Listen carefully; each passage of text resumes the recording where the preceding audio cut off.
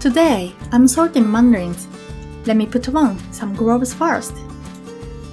In front of me, there are about 300 kilograms of mandarins, and there's still more waiting in the next room. I'll be sorting them by size one by one. As you can see, I'm using this wooden bowl with holes in it. It's very simple, but everything is done completely by hand.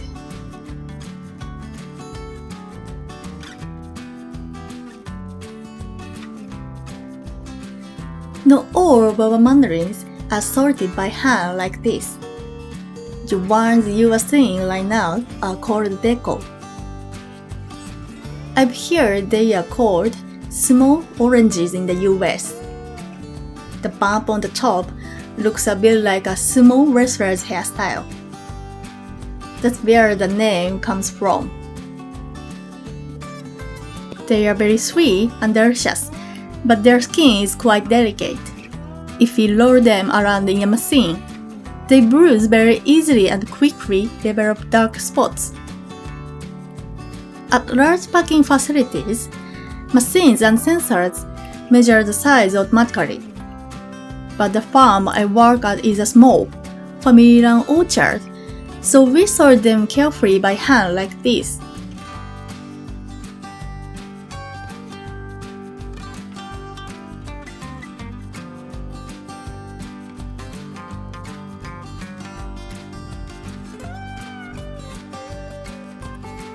Alright, let's keep going.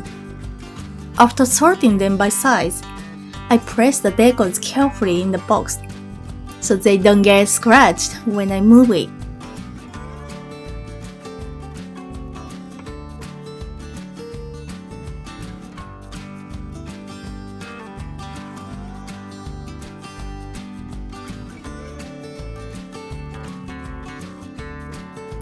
Each container is about 20 kilos. There are stacked 3 high today, so that's roughly 60 kilos to move. It's actually quite heavy for me.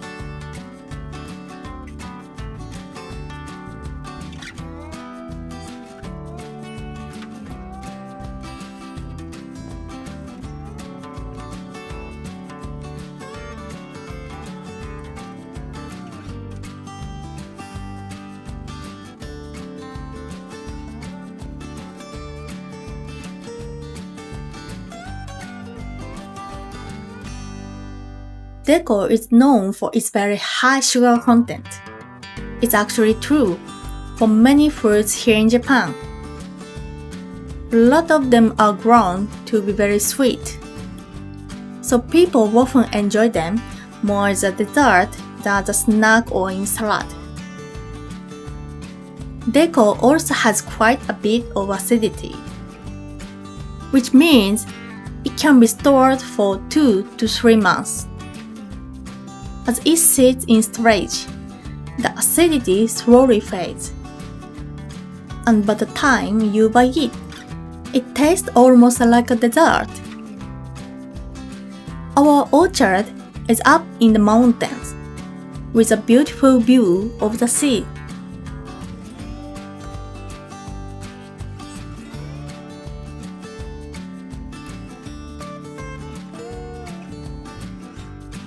This is one of the orchards that we manage. It has a really nice view of the sea, so it's actually one of my favorite spots.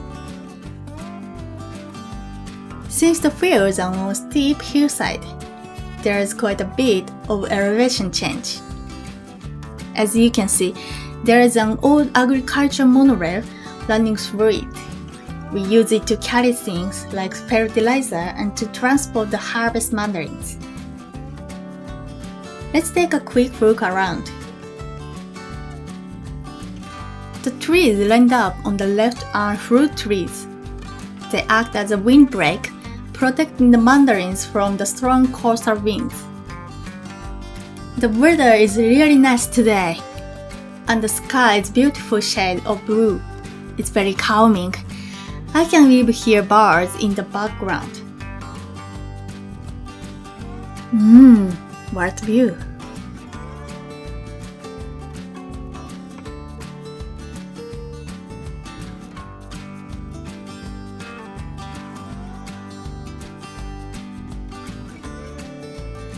The monorail system you saw earlier is uncommon in Japan, especially in mountainous areas like this. Compared to large, flat fields, it's definitely less efficient and more physically demanding. But there are also some advantages, like natural spring water from the forest, and good drainage from the slopes, which helps produce really good tasting fruits.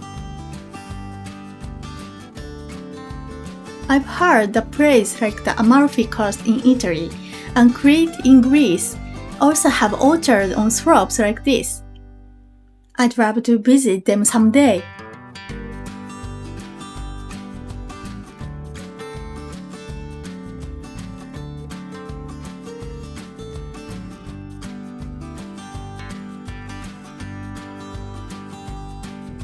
Alright, this box is full. That looks nice and neat.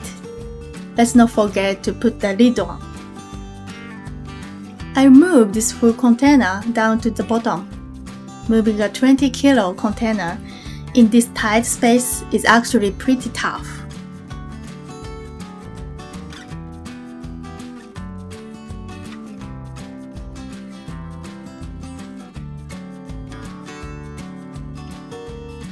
I've been working at this orchard for about 5 months now, and I've eaten a lot of mandarins here.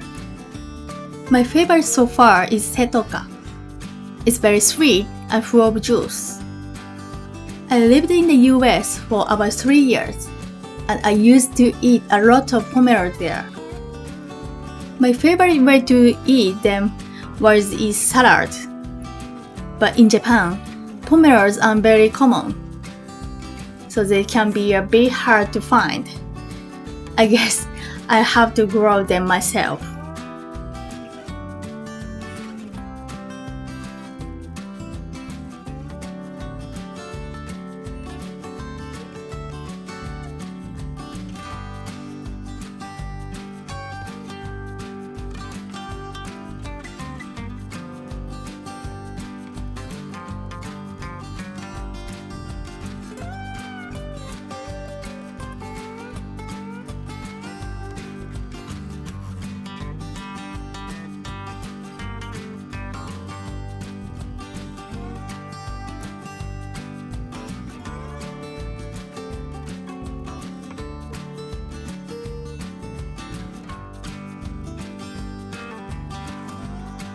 I actually started making these videos to practice my English, so if I make any mistakes or if my pronunciation sounds a bit off, I hope you understand. By the way, Deko isn't exactly the same as a typical mandarin orange. Here's a simple list of citrus fruits that are commonly eaten in Japan. And beyond these, there are also others like grapefruits, as well as more aromatic citrus fruits such as lemons and limes.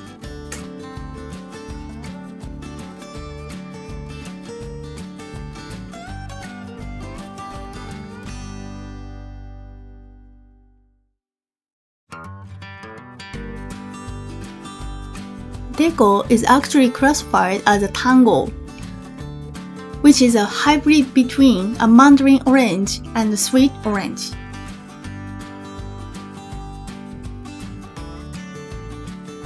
We just harvested these, so let's cut one open.